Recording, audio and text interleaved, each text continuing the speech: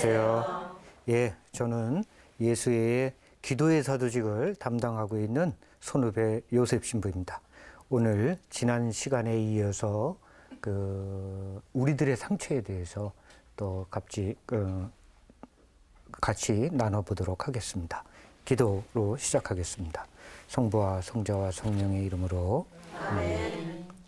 자비하신 주님, 저희가 이 시간 우리의 상처에 담긴 신비를 묵상하고자 하오니 성령을 보내주시어 저의 마음을 당신 사랑으로 타오르게 하소서.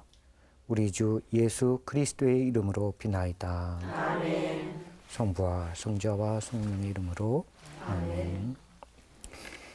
예, 이번 시간에는 예수 성심과 우리의 상처 중에 우리 상처에 대해서 좀 함께 나눠보겠습니다.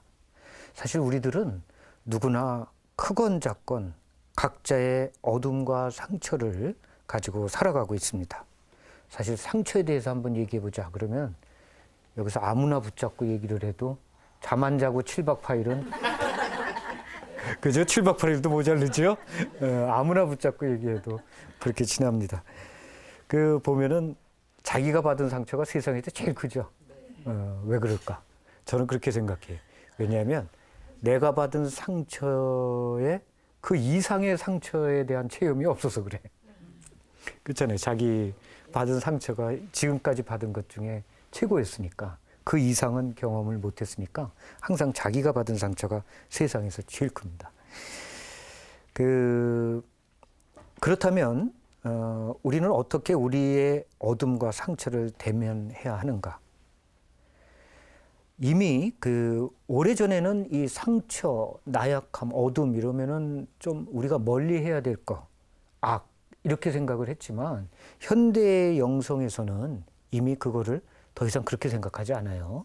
그렇게 생각 안 합니다. 더 이상 배타적으로 생각하거나 거부하지 않고 우리의 어둠과 함께 어울려 주님께 나아가는 영성으로 지금 이미 바뀌었습니다. 바뀌었고, 그래서 그러니까 십자가를 안고 가는 영성이죠. 십자가를 안고 가는 영성이에요. 그럼 어떻게 우리가 내 어둠 안에 계시는 예수님을 찾을 수 있을까? 어떻게 나의 어둠과 함께 살아갈 수 있을까? 한번 생각해 봅니다. 알코올 중독자가 말이죠. 치유가 되려면 나는 알코올 중독자입니다 라고 스스로 고백해야 치유가 된답니다. 근데 거기까지가 그게 안 된대요. 여러분도 아시죠? 알코올 중독자라고 그러면 난 아니야 그러죠. 근데 그렇게 되면은 치유가 안 된대요. 맞습니다. 저는 알코올 중독자입니다 라고 스스로 받아들일 때 치유가 시작이 된대요. 그러니까 상황이 변했기 때문이 아니라 열린 마음으로 자신의 상황을 있는 그대로 받아들였기 때문입니다. 80이 다 되신 어떤 신부님께서 이런 말씀을 하셨어요.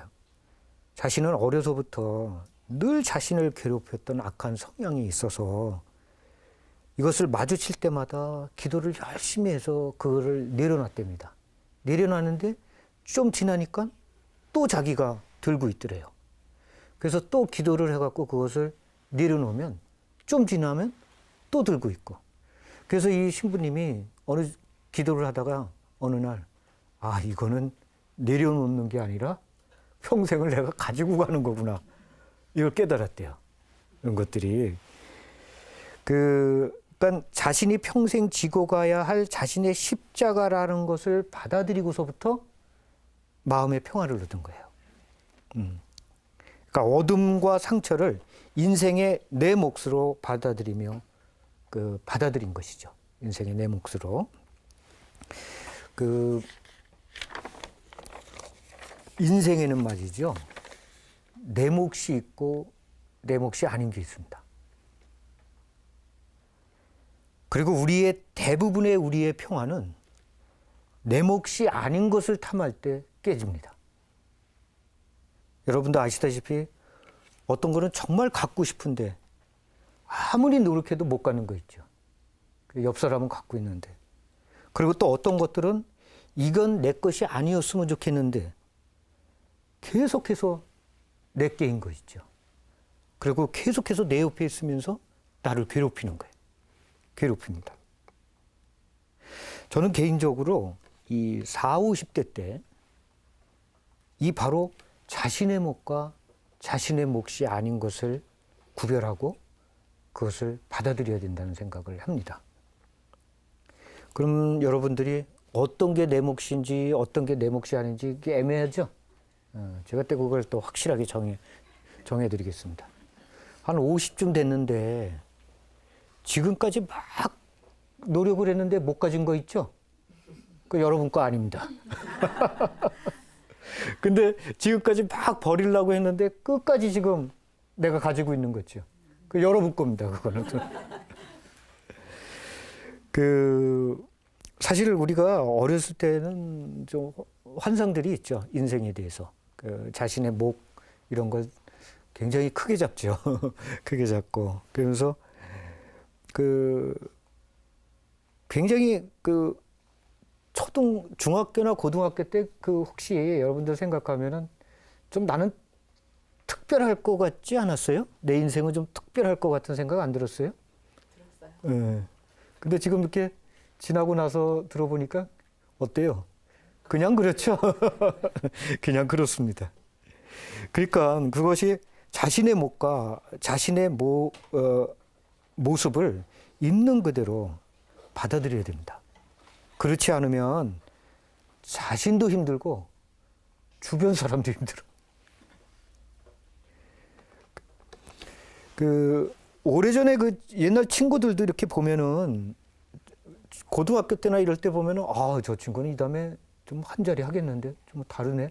이렇게 보였던 친구들 지금 만나보면 어때요? 다 그냥 고만고만하죠? 다 고만고만합니다. 예. 그러니까 특별할 것 같은 친구들도 그냥 그렇습니다. 그리고 아주 우리 솔직히 얘기하면은 우리가 어렸을 때는 꿈이 많아서 그럴지 모르지만 우리 이렇게 인생을 어느 정도 한 50년 이상 이렇게 살다 보면 어때요? 그냥 우리 어때요? 그냥 다 대부분 우리 인생의 대부분은 그냥 그런 사람들이죠. 네. 예, 그냥 그런 사람들입니다. 근데 이런 걸 받아들여야 되는데 특히 자기 아이들에 대해서는 아주 특별하죠, 우리 애가. 근데 아주 솔직하게 하면은 그 아이들도 우리랑 별반 다를 바 없어. 이런 것들도 빨리 받아들여야 마음이 편해. 그런 것들이요. 예. 그냥 특별해야 돼. 그러면 더 내가 힘들어지는 거예요. 더 힘들어지는 거예요. 저는 개인적으로 그러니까 40대 중반쯤에 인생에 내 몫이 있고 내 몫이 아닌 게 있구나 이런 걸 찾고 나서 그러면서 또 굉장히 편해지기 시작했어요. 그러니까 무슨 상황이 바뀌어서가 아니라 그냥 있는 그대로 내 몫이 아닌 걸 더 이상 탐하지 않고 내 몫인 거는 싫지만 내가 그걸 받아들이면서 해갖고 그래 이게 내 인생의 몫이다 받아들이면서 해갖고 마음의 평화가 있어요. 마음의 평화를 얻었던 거죠. 그래서 저는 사실은 이렇게 나이가 들어가면서 정말 젊었을 때 모르는 것들을 이렇게 하나둘 이렇게 깨닫게 됨으로 해갖고 참 개인적으로 저는 사실은 나이 드는 게 사실 기다렸죠. 그러니까 예를 들어서 이런 거죠. 5층에 뭐가 있을까? 이런 것들이 있네. 그러면 6층엔 뭐가 있지? 뭐 이런 생각 때문에 나이 드는 게 기다렸죠. 이런 게 있었구나. 그러니까 어떤 사람들 그러죠. 나이 먹은 게 자랑이냐 그러는데 저는 그렇게 얘기합니다. 자랑이다. 왜냐하면 그런 것들을 하나둘씩 이렇게 인생에 대해서 이렇게 삶에 대해서 알아가기 시작을 하니까요. 저는 이제 개인적으로도 이렇게 보면은 저는 참 어려서 중학교 때 꿨던 꿈을 지금도 생각하는데 아주 철학적인 꿈을 꿔가지고 중학교 1학년 때인가 2학년 때인가 꿈을 꿨는데 비행기에서가 타고 있는 비행기가 추락을 하는 거예요. 그러니까 막 온 사람들이 막 난리를 치고 막 울부짖고 있는데 저는 가만히 있는 거예요. 막 옆에 쓰는 사람이 막 나한테 붙잡고 넌 어떻게 된 거냐 뭐 괜찮냐고 막 이랬을 때 제가 꿈에 이런 얘기를 했어요. 사람은 창조된 만큼 살다 가는 거야. 아주 철학적이죠. 중학교 1학년이. 네, 그러니까 그 자신의 몫이라는 것들이 사실 있습니다. 그래서 그런 것들을 이제 있는 그대로 자신이 받아들이는 거죠. 내게 주어진 것들, 이것은 어떻게 보면 내 성격일 수도 있고 내 자라온 환경일 수도 있고 어떤 내게 주어지는 환경일 수도 있는데, 이제는 그것이 변하기보다는 그저 내가 끝까지 함께 가져가야 할 바로 내 인생의 몫이 아닌가 생각해 봅니다. 그러니까 바로 내 삶의 한 부분으로 받아들이는 거예요. 받아들이는 거예요. 이 이야기 들으셨는지 모르겠지만 왜 그런 얘기들을 하잖아요. 네모의 원을 그리는데 두 가지 방법이 있다. 네모 안에다 그릴 수도 있고 네모 바깥에다 그릴 수도 있다. 이런 얘기들을 하는데, 네모 안에다 원을 그리면 어때요? 막 옆을 깎아야 되는 아픔이 있죠. 옆을 막 깎아가지고 그걸 원을 만들어야 돼요. 근데 네모 밖에다가 원을 그리면 이 모든 것들을 이렇게 다 포옹을 하는 거죠. 포옹을 하는 거죠. 저는 오래전에 수도 생활을 시작할 때 이 덕을 닦는다는 것은, 상류의 돌들은 왜 이렇게 삐쭉삐쭉 이렇게 모가져 있잖아요. 그 삐쭉삐쭉한 그 모가진 돌을 갈고 닦아가지고 하류에 둥글둥글한 조약돌을 만드는 게 덕을 닦는 거라고 생각을 했어요. 하지만 저는 이제 그 말에 동의하지 않습니다. 덕을 닦는다는 것은 상류에 있는 그 삐쭉삐쭉한 내 원래의 그 모양을 가지고 원을 크게 그리는 겁니다. 원을 크게 그리는 겁니다. 사실 원판은 잘 안 변해요. 여러분 얘기 들으셨죠? 원판 불변의 법칙이라고. 그러니까 자기 그 꼴을 가지고 원을 크게 그리는 게 덕을 쌓는 거지, 그걸 갈고 닦아가지고 조약돌 만드는 것, 그건 저는 아니라고 생각해요. 제가 수도 생활을 20년 넘게 하면서 깨달은 겁니다. 덕을 닦는다는 건 그런 것이구나, 그런 생각을 합니다. 그래서 덕을 닦는다는 것은, 수덕을 한다는 것은 자신의 나약함과 상처를 없애는 것이 아니라 자신의 모습을 받아들이고 그 모습과 더불어 살아가는 것입니다. 이것이 바로 원을 크게 그리는 것입니다. 이것은 그러니까 사람들과의 관계에서도 그렇죠. 관계에서도 서로 원을 크게 그려야 됩니다. 크게 원을 그려야 됩니다. 어둠과 상처는 극복하는 것이 아니라 마테오복음 13장 24절에서 30절 가라지의 비유처럼 마지막까지 함께 가는 겁니다. 함께 가는 겁니다. 예수님께서 중풍병자를 고쳐주시고 마르코복음 2장 9절, 마테오복음 9장 6절, 루카복음 5장 24절에 똑같이 예수님께서 하신 말씀이 있어요. 중풍병자에게 고쳐주시고 나서 내 들것을 들고 가라. 그 들것이라는 건 정말 자신의 그 아픔을 상징하는 거잖아요. 근데 예수님께서 이 세 복음에서 똑같이 가지고 가라, 그렇게 말씀을 하십니다. 따라서 우리는 그런 것들이 없어지기를 바라기보다는 어떻게 함께 어울려 갈 것인가, 이것을 기도해야 됩니다. 상처의 치유는 바로 여기서 시작되는 겁니다. 여기서 시작되는 겁니다. 미운 사람도 늘 함께 있습니다. 여러분도 10년 전에 미운 사람이 있었죠? 지금도 있죠? 제가 예언을 하겠습니다. 10년 후에도 있을 것입니다. 그러니까 이런 게 없어지는 게 아니라 그냥 함께 늘 하는 거에 그게 인생이에요. 그렇기 때문에 미운 사람이 없어지기를 바라지 말고 어떻게 함께 할 것인가를 생각하세요. 이게 삶의 지혜예요. 이게 인생인 걸. 주변에 항상 늘 그런 사람들은 있습니다.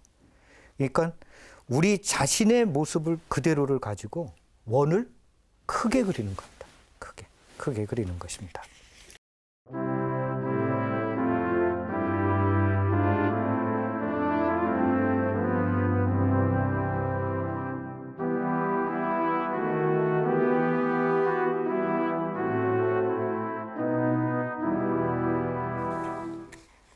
아무런 상처 없이 살아간다는 아주 비현실적인 생각을 버리십시오. 인생은 당연히 고해입니다. 고해입니다. 본향을 떠나 있기 때문에 고해가 아닐 수가 없습니다. 저는 개인적으로 그런 생각을 해요. 지금 우리는 말이죠. 설악산으로 지금 캠핑 나온 사람들이야. 그래서 앞에 텐트 앞을 아무리 화려하게 장식해도 좀 있으면 텐트 걷어서 집으로 가야 되는 사람들이에요. 인생은 고해다. 당연히 고해지. 설악산에 캠핑 나왔는데 어떻게 집처럼 편해요. 물도 없지, 전기도 없지. 당연히 고해인 거예요. 집처럼 편할 수가 없는 거죠. 그러니까 우리가 우리의 인생 자체가 바로 광야의 체험입니다. 광야의 체험입니다. 약속의 땅, 가나안 땅에 갈 때까지 우리는 상처 속에 살아갈 것입니다. 상처 속에. 오래전에 여러분들 그 TV 프로그램 중에 나는 가수다라는 프로그램 기억나시죠? 정말 가창력 있는 가수들이 모여서 노래를 불렀습니다. 그래서 노래를 부르고 일반 평가단이 순위를 매겨가지고 그래갖고 한 명을 탈락을 시키는 프로그램이었어요. 근데 뭐 여러분도 잘 아시겠지만 출연하는 가수들이 워낙 이미 실력이 검증된 가수들이기 때문에 순위 자체는 사실 큰 의미는 없었죠. 그래서 굉장히 모두 노래를 잘 부르는 가수들이었습니다. 그때 기억나실지 모르지만 임재범 씨가 여러분이라는 노래를 불렀어요. 근데 정말 많은 사람들한테 감동을 줬어요. 여러분이라는 노래는 잘 아시겠지만 오래전 노래죠. 그리고 자신의 외로움을 누군가 위로해 주리라 뭐 이런 가사인데 방청객들이 눈물을 흘리면서 그 노래를 들었고 저도 눈물을 흘렸어요. 네, 저도 눈물을 흘렸어요. 그리고 기립박수를 노래가 끝난 다음에 쳤는데 저는 저도 눈물을 흘리면서 그 노래를 듣고 나서 야, 어떻게 노래만으로 사람들에게 그토록 큰 감동을 줄 수 있을까? 무슨 좋은 강연을 한 것도 아니잖아요. 그리고 또 노래를 처음 들어보는 것도 아니잖아요. 이미 다 아는 건데 어떻게 노래로 사람들이 감동의 눈물을 흘릴까? 잘 아시겠지만 임재범 씨가 인생이 그렇게 평탄하지가 않았죠. 그래서 인생의 그 수많은 굴곡을 경험했던 가수입니다. 그래서 그의 노래에는 바로 그 세월의 흔적이 묻어 있기에 노래만으로 사람들에게 충분히 감동을 전할 수가 있었던 거예요. 그 노래가 끝난 다음에 인터뷰했던 걸 전 지금도 기억을 해요. 임재범 씨가 40이 넘었는데 인터뷰하면서 어떻게 그렇게 노래를 감동적으로 하실 수 있으십니까? 이렇게 물어보니까 임재범 씨가 이렇게 얘기를 했어. 40이 넘은 나이인데 인터뷰에서 저는 그동안 친구가 없었어요. 그죠? 그러니까 자신의 그 외로움 그걸 보면서 얘기를 했던 거예요. 그러니까 그 노래에 이런 것들이 담겨져 있었던 거죠. 그날 경쟁에서 탈락한 가수가 여러분들 깜짝 놀랄 거예요. 김현우 씨예요, 김현우 씨. 복면가왕, 클레오파트라. 아시지만 아주 상당한 실력파 가수죠. 노래 정말 잘 부릅니다.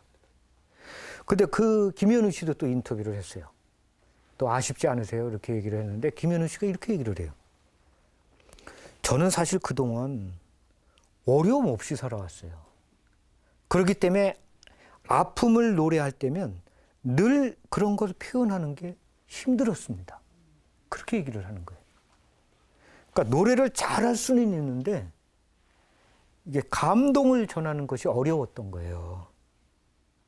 하지만 여러분도 잘 아시겠지만 노래를 그저 잘한다고 해서 사람이 감동하진 않아요. 노래를 잘한다고. 근데 임재범 씨 같은 경우는 지난 세월의 아픔이 그의 노래를 감동적으로 또 아름답게 만드는 거예요. 저는 이 프로를 보고 나서 어쩌면 우리의 인생도 이런 것이 아닐까라는 생각을 했어요.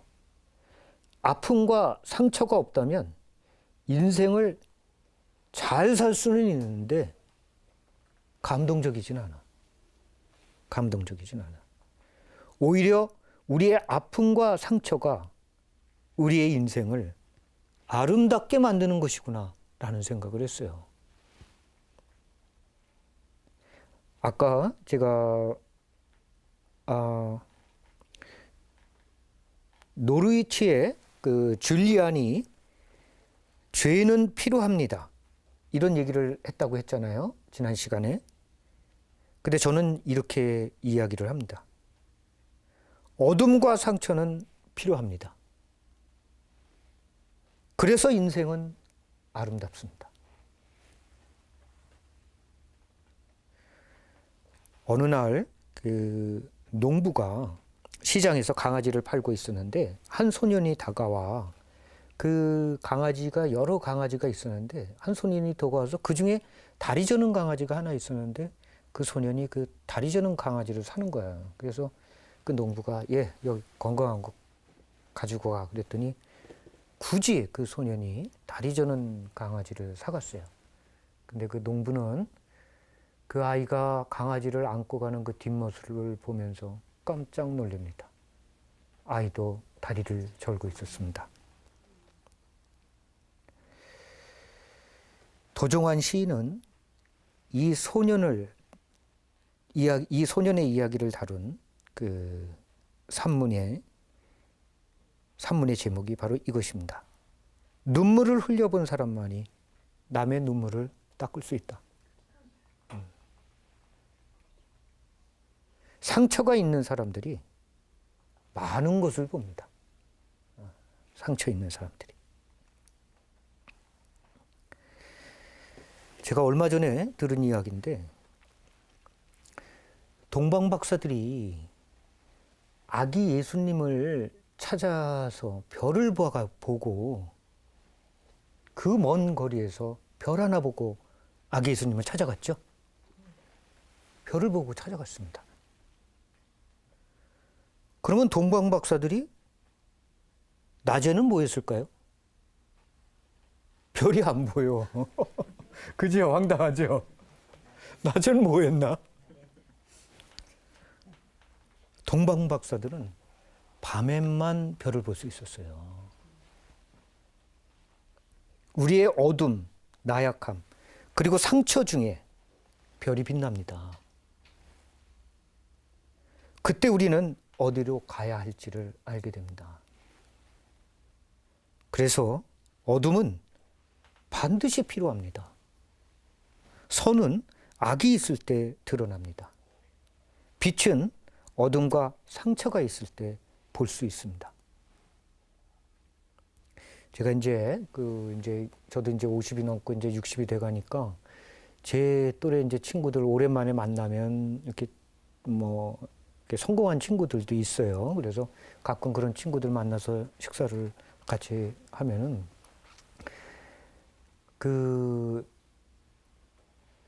저는 개인적으로 이런 생각이 들어. 그 친구들 보면서 호화 여객선에 있는 친구들 같아. 그래서 호화 여객선에서 호화 유람선에 있는 친구들 같은데 호화 유람선에 있으면서 배에서 잘 지내고 있어. 잘은 지내. 근데 그 유람선에 나침판이 없어. 그러니까 그 유람선이 어디로 가야 되는지 모르는 사람들 같아. 그러니까 유람선에서 자기들은 잘 지내. 그러니까 잘 지내. 근데 나침판이 없는 거야.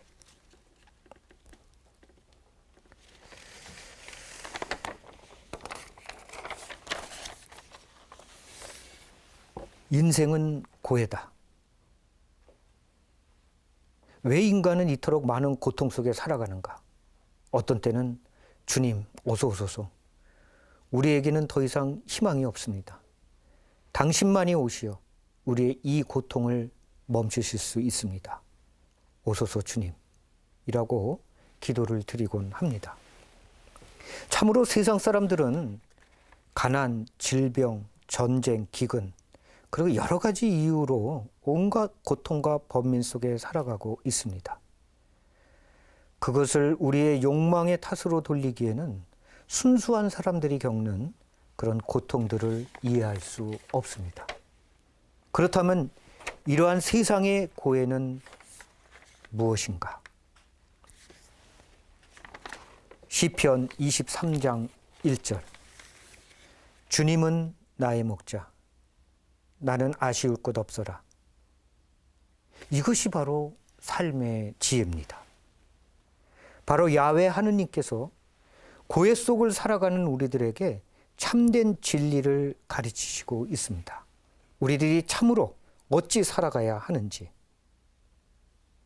주님 안에서 평화를 얻는다는 것은 하늘과 땅을 만드신 분이 나와 함께 하기에 고통과 어둠의 골짜기를 지나도 두려움이 없는 참된 평화입니다. 시편 23장 4절에 이렇게 써 있습니다. 제가 비록 어둠의 골짜기를 간다 하여도 재앙을 두려워하지 않으리니 당신께서 저와 함께 계시기 때문입니다. 그것은 마치 마르코복음 4장 35절에서 41절 풍랑 속에서 제자들이 평화를 찾은 것과 같은 것입니다. 예수님께 막 우리가 죽게 됐습니다. 살려주십시오. 라고 이야기를 하죠. 주님 안에 머물 때 참으로 우리는 평화를 얻게 됩니다. 우리가 추구하는 평화는 세상 일이 잘 돼가지고 아무런 불편함이 없는 그런 외적 평화가 아니라 그분과 함께하며 갖게 되는 내적 평화입니다. 내적 평화.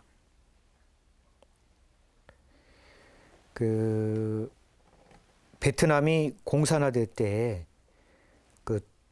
예수의 신부님 중에 두안 신부님이라는 분이 있는데 공산화됐을 때 신부님, 수녀님들이 전부 탈출을 했어요. 그랬는데 우리 예수의 로마에 계신 예수의 총장 신부님이 들어가면은 뻔히 잡힐 줄 알면서 두안 신부님 보고 들어가라고 그랬어. 정말 지독하죠. 그래서 아니나 다를까 베트남에 들어가자마자 이제 잡혀서 투옥이 돼서 9년 동안 감옥에 있었어요.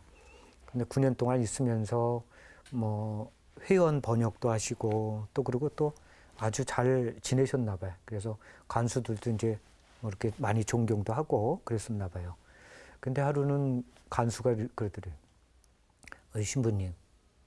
신부님은 여기서 9년 동안 기도를 하셨습니다. 근데 아직도 여기 감옥에 계십니다. 뭐 때문에 기도하십니까? 그래서 이 신부님이 그러셨대요. 나는 한 번도 저를 이 감옥에서 나가게 해주십시오라고 기도해 본 적이 없습니다. 주님, 제가 당신과 함께하며 제가 머무를 수 있도록 저를 도와주소서. 이렇게 기도했다고요.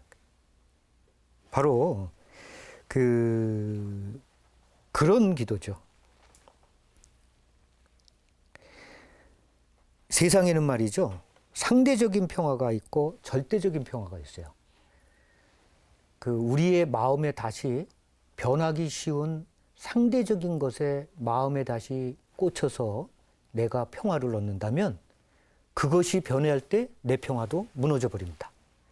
그러니까 내가 사람이나 돈이나 명예 이런 것에 내 마음에 다시 꽂혀서 그런 상대적인 것에 마음에 꽂혀서 내가 평화를 얻는다면 그것이 없어짐과 동시에 내 평화는 없어집니다. 그러니까 절대적인 평화라 하면은 변하지 않는 것에 바로 내 마음에 다시 꽂혀서 그 안에서 제가 저희가 평화를 얻어야 되는 것입니다. 사람한테 종속되지 마십시오. 저 사람이 나를 어떻게 하면 어쩌지? 이런 식으로 사람한테 종속되지 마십시오. 그러면 상처받기 쉽습니다. 하느님께만 의탁하십시오. 그분만이 한결같습니다. 사람은 한결같지 않더라고. 한결같지 않더라고. 사람한테 의존해갖고 평화와 안위를 얻는다는 것이 얼마나 어리석은 일입니까? 얼마나 어리석은 일입니까? 만일 우리가 주님 안에서 평화를 찾지 않는다면 세상은 그저 고해일 뿐입니다. 하느님은 세상의 고해를 말씀하시는 것이 아니라 야훼께 몸을 피하는 삶의 지혜를 말하고 싶으신 것입니다. 이것이 바로 우리 신앙에서 아주 중요한 것입니다. 우리가 그 어떤 경우든 그 어떤 고통 속에서도 그분을 신뢰하는 바로 그 아브라함과 같은 그 믿음, 바로 그것입니다.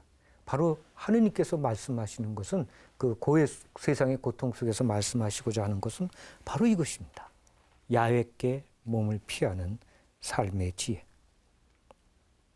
그러기에 십자가 위에 예수님은 고통이 아니라 바로 당신의 사랑과 영광을 말씀하고 계시는 거예요. 하늘을 바라보십시오. 그곳에 답이 있습니다. 고통만 바라보면 아프기만 합니다. 아프기만 합니다. 고통 중에 있을 때 예수님과 함께하고 함께하지 않고는 바로 엄청난 차이가 있습니다. 바로 그러니까 기도를 하지 않는다면 그거는 그냥 고통일 뿐입니다. 아무런 의미 없는 세상의 고통입니다. 주님과 함께할 때는 기쁠 수 있지만 그렇지 않을 경우는 그저 절망과 좌절일 뿐입니다. 그분 없이는 세상은 허무요 고해일 뿐입니다. 그래서 제가 지난 시간에 고통 중에서도 제가 마음의 평화를 얻을 수 있었던 것이 바로 기도하면서 하늘을 바라보았기 때문이죠. 하늘을 바라보았기 때문입니다.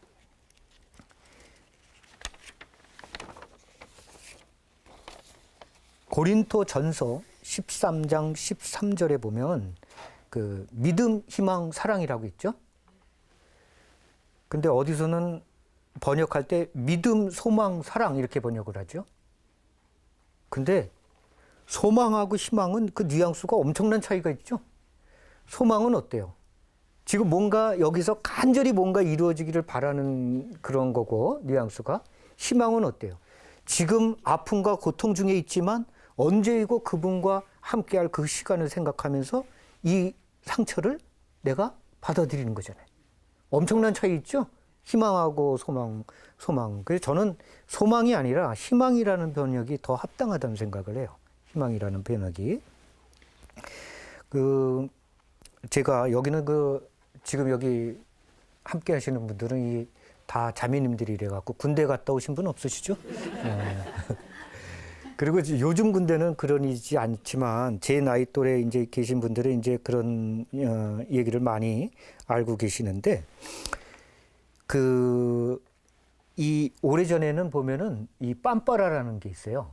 한겨울에 눈 내리는 그 연병장, 그 운동장이거든요. 연병장에 전부 군인들이 그 아래 속옷만 입고 위는 다 벗고 그리고 집합을 해가지고 그래가지고 왼쪽으로 눈속을 갖다가 왼쪽으로 오른쪽으로 막 굴르는 거예요. 눈속을 막 굴르는 거예요. 이제 그런 걸 이제 빰빠라라고 하는데 제가 제대 전날 이 중대장이 이제 저희 빰빠라 집합을 시켰어요. 그래가지고 한 40-50명 되는 그 중대원들이 그 연병장에 전부 아래 반바지 아래 속옷만 입고 그리고 전부 그냥 다 이제 벗은 채로 가서 눈속을 막 뒹굴었던 거예요. 그랬는데 그래서 저는 뭐 이렇게 뒹굴었는데 옆에 있는 친구가 나한테 이러는 거야. 내일 제대하니까 재밌지? 근데 진짜 농담 아니라 재밌었어. 진짜요. 내일 제대하니까 내가 언제 또 이렇게 굴러보겠어요. 이거는 그러니까 고통이 아니라 제게는 추억인 거예요, 추억. 내일 제대한다는 확신이 있으니까 저는 그게 추억이었고, 옆에 있는 친구는 그것이 고통이었던 거예요. 바로 그런 거예요. 우리가 이 세상을 떠나서 그분과 영원한 삶을 함께 한다라는 확신을 갖고 있다면, 그런 믿음을 갖고 있다면 지금의 아픔과 상처가 고통이 아니라 추억이 되는 거예요. 추억이 돼. 그러니까 내가 제대한다라는 확신이 있으면. 그러니까 바로 그런 믿음이 필요한 거예요. 그리고 사실 우리 다 지나가는 사람들 아니에요? 여기 계속 머물 사람 있으세요? 우리는 다 지나가는 사람이고 다 제대할 사람들이야. 그분 곁으로 갈 사람이고. 그러니까 그런 믿음이 확신이 있다면 저는 진짜로 그때 고통스럽지 않았어. 그 차가운 그 눈속을 뒹구는데도 재밌었어. 바로 그런 것입니다. 우리는 소망하는 사람들이 아니라 희망하는 사람들입니다. 소망하는 사람은 상처를 거부하지만 희망하는 사람들은 상처를 받아들입니다. 다르죠? 그러니까는 이 희망하고 소망이 차이가 많습니다. 부활이 있기에 순환을 기꺼이 받아들입니다. 부활하신 예수님은 그 증거로 뭘 보여주세요? 당신의 상처를 보여주십니다. 우리의 상처가 곧 부활의 상징입니다. 죽지 않으면 부활이 없습니다. 부활의 기쁨은 죽은 자들만의 것입니다. 우리가 상처를 받아들이고 그것을 승화시킬 때 우리는 부활 체험을 하게 됩니다. 고통의 승화가 곧 부활인 것입니다. 실망과 좌절을 희망과 기쁨으로 승화하는 것입니다. 우리의 생명은 단순히 살아있는 생명이 아니라 죽음을 거친 부활한 생명이기 때문입니다. 따라서 우리는 상처를 기쁨으로 승화시키는 사람들입니다. 우리는 십자가의 죽음을 사는 사람들이 아니라 부활하신 그리스도의 삶을 사는 사람들이기 때문입니다.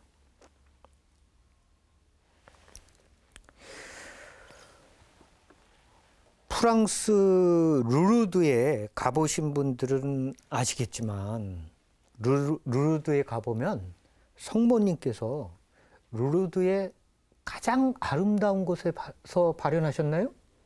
아니죠. 가장 지저분한 곳에서 쓰레기 치우고 돼지 키우는 루르드의 가장 지저분한 곳에서 성모님이 발현을 하셨어요.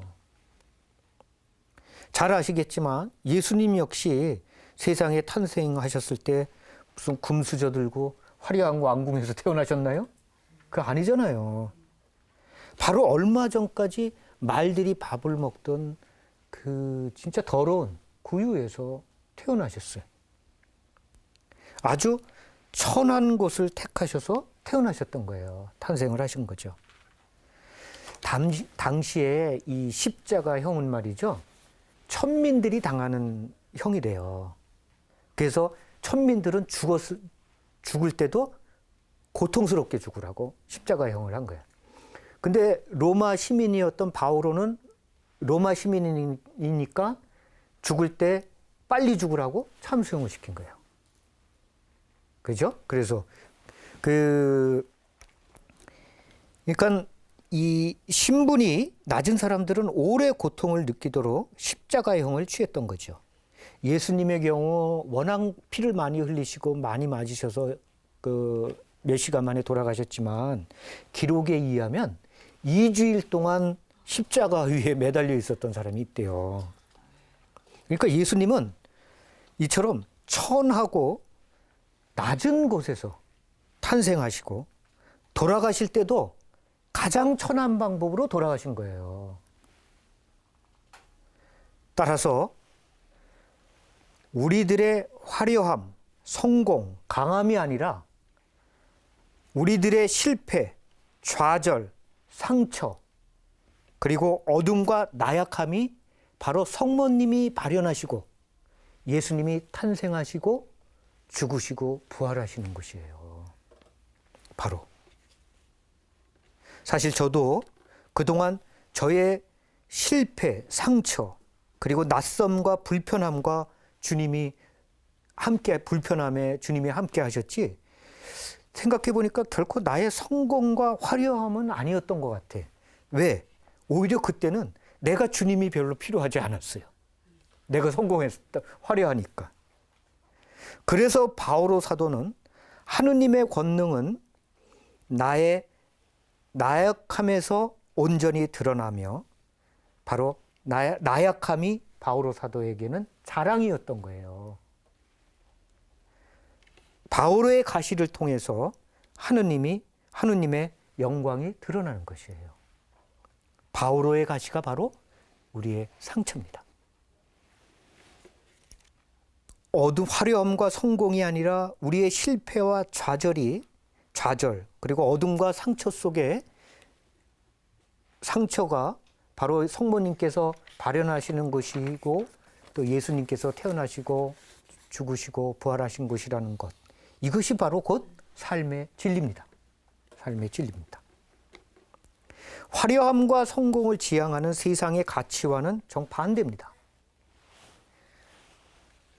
우리는 실패와 좌절, 상처, 어둠을 소중하게 생각하고 그곳에 의미와 가치를 두는 사람들입니다. 세상 사람들은 바오로의 가시를 없애달라고 하지만 우리는 바오로의 가시를 품고 가는 사람들입니다. 이것이 바로 나약함의 영성입니다. 나약함의 영성입니다.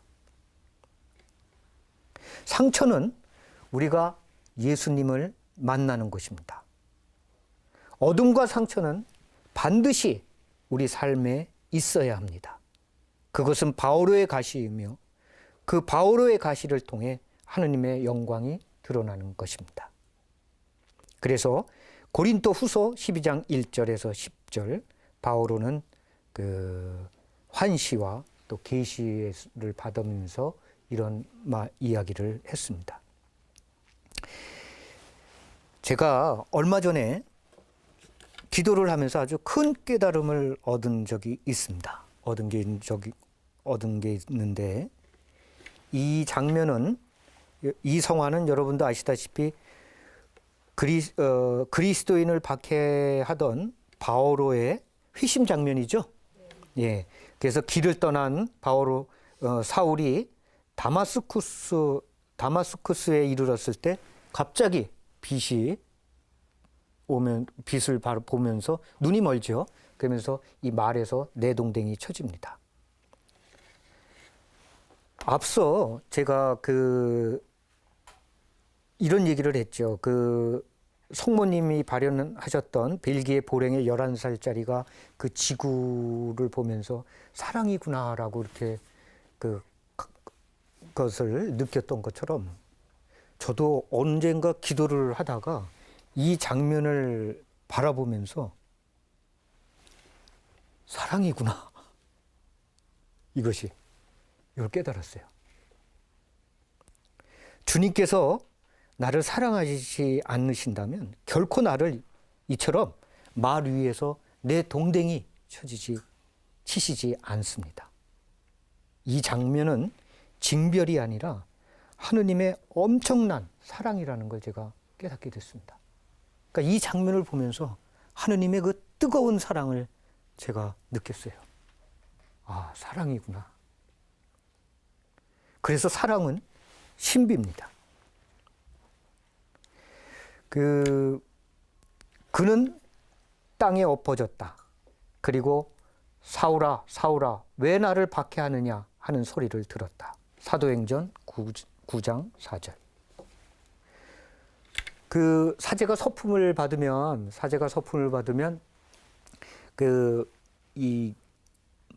성경에 아주 아름다운 구절들을 하나씩 선택을 하죠. 저는 근데 이상하게 사울아, 사울아, 왜 나를 박해하느냐, 이게 계속 마음에 와닿는 거예요. 그래서 제 성품 상본에 넣은 구절이 저 구절입니다. 사울아, 사울아, 왜 나를 박해하느냐. 근데 그걸 이유를 몰랐는데, 이제야말로 저는 제가 그때 왜 저거를 선택했는지 깨닫게 됐어요. 그것은 사랑이었던 거예요. 사랑입니다. 그래서 여러분들이 정말 여러분들의 상처 안에 담긴 그 하나님의 그 뜨거운 사랑을 우리가 지금 여기서는 이해하고 헤아릴 수 없지만 언제이고 그 11살짜리 보랭이의 그 아이처럼 그 모든 것이 하느님의 사랑이었다라는 것을 우리가 깨닫는 날이 언제이고 있으리라 믿어 의심치 않습니다. 네. 그래서 여러분들도 그 하느님의 영광을 드러내는 그 바오로의 가시, 바오로의 그 가시를 가슴에 품고 그분을 향해 우리는 나아가는 것입니다. 주님께서 여러분과 함께 또한 사제와 함께 전능하신 천주 성부와 성자와 성령께서는 여기 있는 모든 이에게 강복하소서. 아멘. 주님을 찬미합시다. 하나님 감사합니다. 성부와 성자와 성령의 이름으로 아멘. 아멘.